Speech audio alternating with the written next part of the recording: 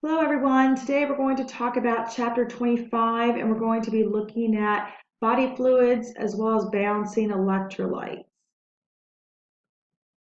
So when you think about your own body fluids, think about just on a daily basis how much water you drink, how much you excrete in water, how much urine you produce. You're going to remember and think about that fluid is constantly ever changing. So oftentimes we think about fluid intake can be even erratic.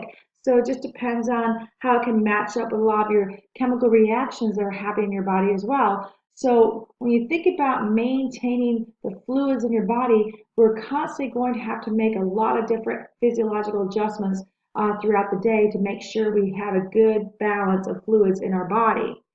Now, when you think about just the fluid intake versus fluid outtake, we also have to think about ions and electrolytes that are found in these fluids as well. So we have to constantly regulate the amount of fluid as well as the amount of ions that are floating in those fluids as well.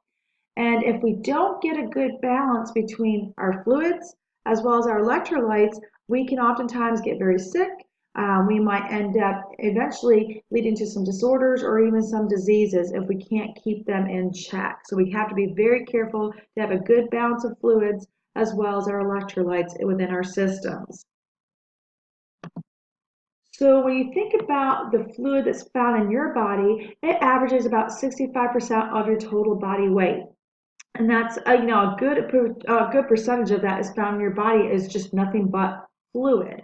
And when you think about what that fluid means, of course we think about water, but really where is that water found in your body? So when you think about total body fluid, it comes out to be what you refer to as intracellular fluid versus extracellular fluid. So intracellular fluid stands for ICF, plus you have to add extracellular fluid, which is ECF. And I'm going to talk a little bit more about what the differences are between these. So looking at intracellular fluid, which is ICF, that's where you're talking about intra. Intra means within. So when you think of the word intracellular fluid, this is the fluid found within inside your cells. So this accounts about 2/3 of your total fluid in your body, and you're always going to find this fluid inside your cell membrane of all your cells. So you can think of this as your cytosol or your cytoplasm that's found inside your cells. And oftentimes when you think about the fluid inside your cell, you're thinking about different ions that are found in this cell as well. So when you think about um, your um, actual cytosol, you're thinking about potassium, you're thinking about sodium, you're thinking about a lot of different ions, glucose, proteins that are going to be found inside your cell. So this is your intracellular fluid. Now your extracellular fluid is a little bit different. This is where it stands for ECF, but this is your fluid that's outside of your cells. And it comprise of two different types of fluids. When you think about this, we have one referred to as your intercellular fluid, or excuse me, interstitial fluid, which is right here. This is the fluid right outside your cells.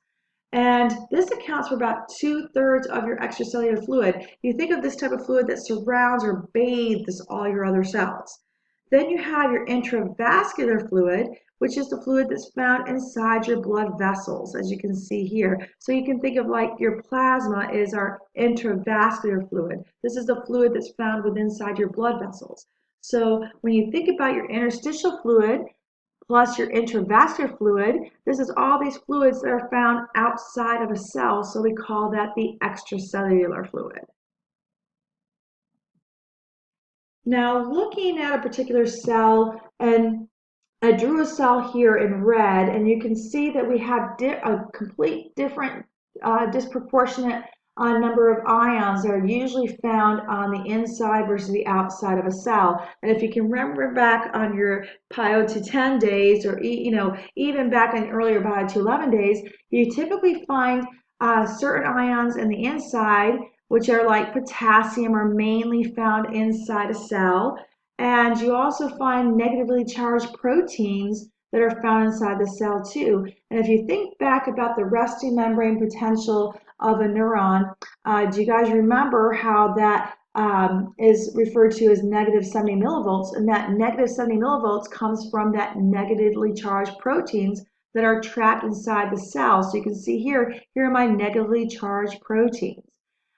So that's typically what you find inside the cells: potassium, you find negatively charged proteins, you have magnesium, phosphate, a lot of different ions, but these are the two I'm just drawing for this purposes, is to know that we tend to find potassium on the inside and negatively charged proteins on the inside of a cell.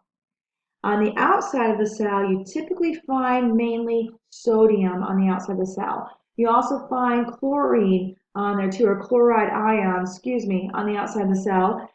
Even calcium you typically find on the outside of a cell as well. So this is a great distribution to show you, and this will make sense too when we start looking how fluids move in and out based on how these ions are found in versus intracellular fluid versus extracellular fluid. It will make sense how fluid will actually move in and out of a cell as well.